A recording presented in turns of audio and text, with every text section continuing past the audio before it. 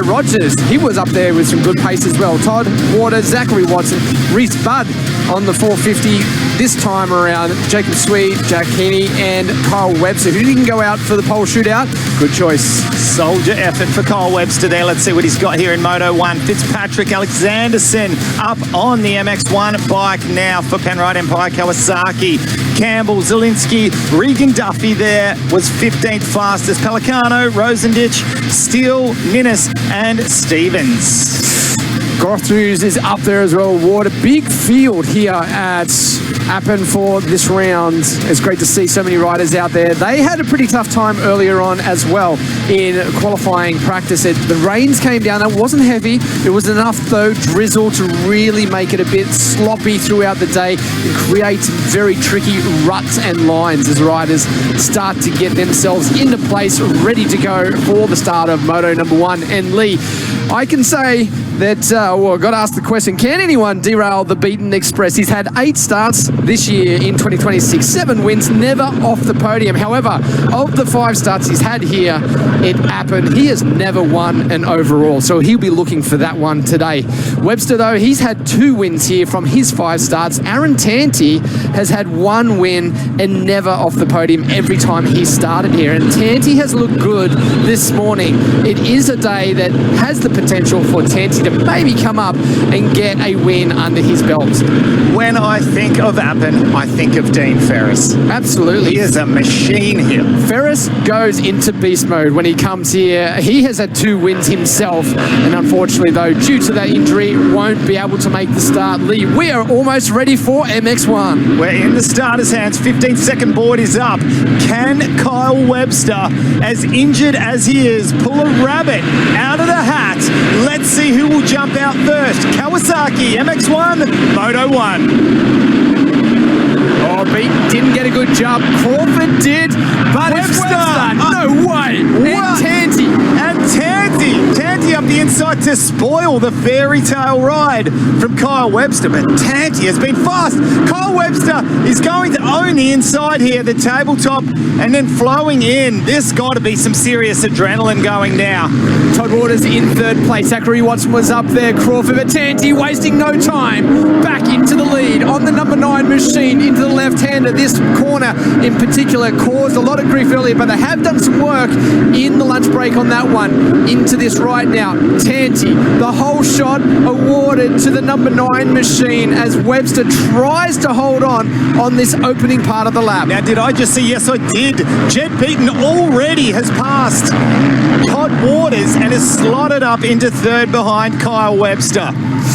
The speed we saw out of Jed Beaton early on today through, especially that pole shootout, was intense as he now goes straight past Kyle Webster. We assume that there won't be too much of a fight here from the number 1 machine. I'm really interested in what we can see Tanti do, but how about Zach Watson on the number 8 machine? We've been waiting for a ride like this all year long. He has finally got himself a great start. Let's see what he can do from here. Solid charge from Zachary Watson, but all eyes at the moment are on the 2 big hitters, Jed Beaton, who almost seems untouchable at the moment, and Kyle Webster, who's already starting to drop back. And I just wanted to make mention, Danny, it's almost like a double whammy hit for Kyle Webster. He didn't only just dislocate his shoulder, which would be bad enough as it is as a standalone injury.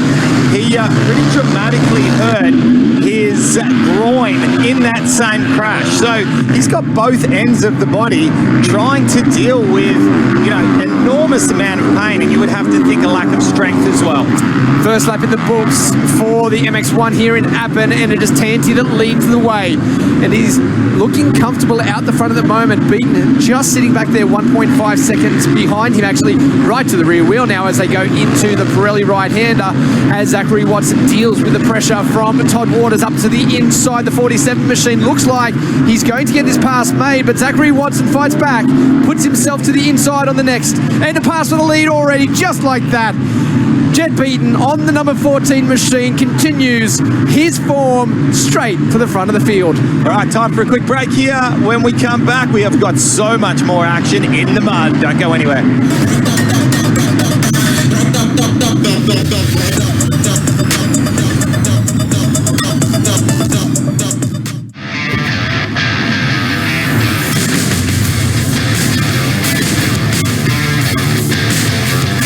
Welcome back to the Penrite Pro MX Championship presented by AMX Superstores. A bit of a mistake there from Kyle Webster as he's just trying to get himself composed. He's coming under siege from Todd Waters. He's tiptoeing through those corners at the moment. I noticed a lot of feet uprighting as well. Maybe this is something to do with that groin injury you're talking about. Lee not putting a foot out at all through those corners as Zachary Watson again goes on the attack for this fourth place between himself and Todd Waters. Waters closing down that line. Zachary Watson having to back out of the attempt, but I'm sure we're not done with that one just yet. Just in behind them too, Nathan Crawford, not too far off the back of these guys. A couple of seconds back as he comes to terms with the track. I think without a doubt for Kyle Webster, the most dangerous part of the race for him potentially is this early stage where he's trying to get his lines sorted to come together. Once he can get into a little bit of a rhythm and he knows exactly where he wants to go, there might be some parts of the track where he can't avoid a hook in the rut or a bump, but he'll know, he'll be prepared for it. It's the things that you don't know that can come up and surprise you that could be devastating for a shoulder that's only just gone back into its socket. As we keep our focus on this battle for third and fourth at the moment, Webster trail riding his way through those corners, feet staying on the pegs. Good run though for Watson here to the inside. Not quite close enough to mount the charge or the pass attempt, although coming into this corner, we see a different story. Up into third goes the KTM rider. Nice line on the inside there for the number 8 of Zachary Watson. And as you said earlier on, it's really a case of Kyle Webster just tiptoeing his way through certain parts of the track. And it's almost unbelievable that he's still up in fourth place, so it's a true credit to him. Jed Beaton, however, if you're wondering why he's already got a couple of second gap up at the head of the pack, it's because he has dropped a 149 as compared to a 153 for Aaron Tanti. But just as I say that, and both riders cross the finish line once again, a 150.3 for Jed Beaton, a 150.9 for Aaron Tanti. So very, very similar that last lap around. The pass now made from Nathan Crawford over Kyle Webster, and a small moment just a second ago too on screen for the number 3 machine leading into one of the tabletops. In saying that though, yes, the pass is made, but Kyle's still hanging in there. He isn't just falling back completely at the moment. He's still riding at a pace that obviously it's going to be hurting, but it's comfortable at the moment. It's manageable at the moment. Well, look, having a chat to him in between our lunch break before we got ourselves back in here again, and just so absolutely gobsmacked that he was going to go out and have a bit of a ride. See, once again, that inside foot up. And talking to him, I thought, I'm sure you would have thought the shoulder would have been causing him the most amount of grief. I've got a funny feeling from what he has said without exactly saying it, this groin injury is giving him a fair bit of drama. Moving back just a little bit further, in 7th place at the moment, and fresh to the 450 class is the 63 machine. That there is Ryan Alexanderson getting the call up after, unfortunately, Dean Ferris having to sit out the remainder of this championship. Alexanderson looking pretty good at the moment, getting through that right turn, as we said, in 7th place. Not too far off the back wheel of Todd Waters, just a couple of seconds back. If he can continue on with this and maybe challenge it out over the tail end of this race.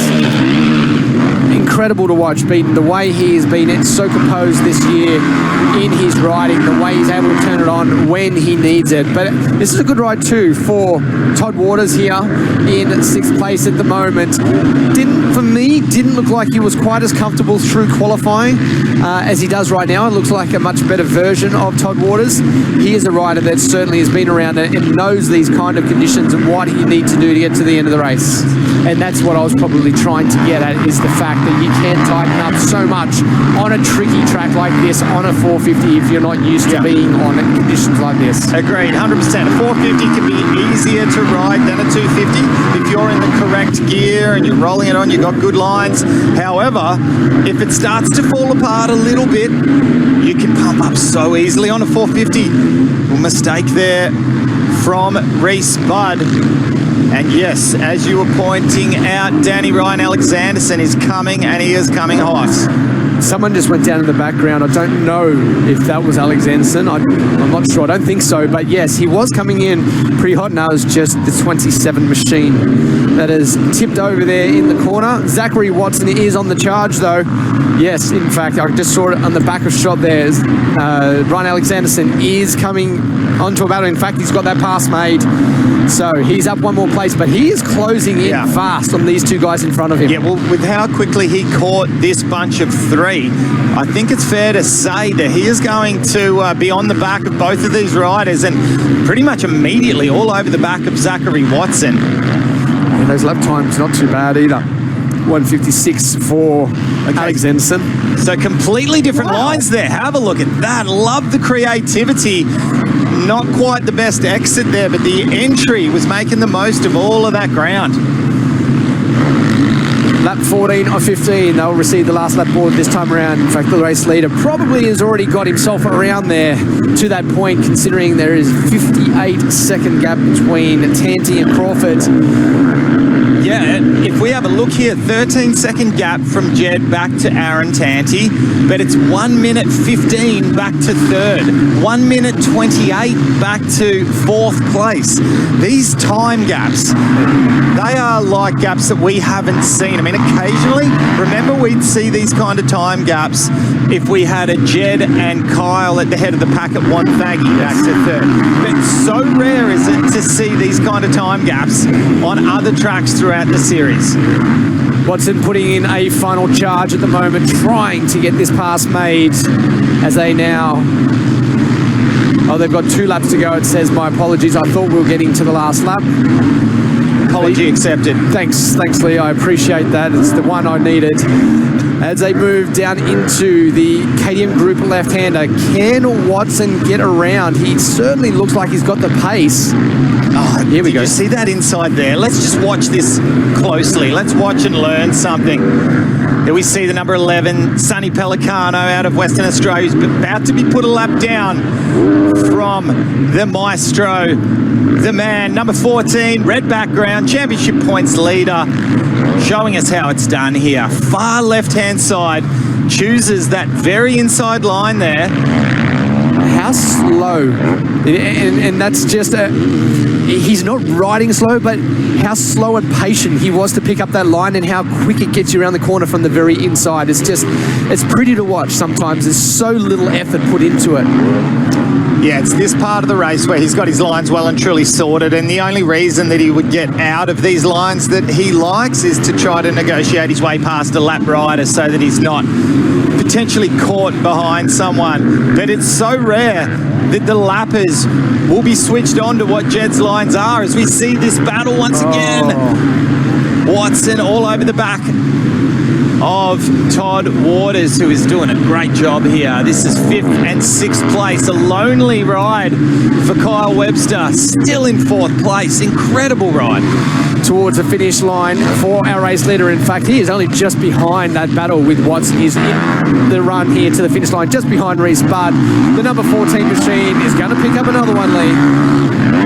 Yes, he will. And into the Yamaha final turn, making his way onto the finish line, checkered flag, and quite possibly one of the most impressive rides that we have seen for the season. What a display from both of the CDR Monster Energy Yamaha team riders as into the final turn comes the 2.0 Aaron Tanti. That is clinical. Well done, boys. And cool, calm and collected. Jed Beaton alongside team owner Craig Dark. Let's have a look here at our results. Jed Beaton with the win. Aaron Tanti strong in 2nd place. Crawford 3rd. Webster at Bull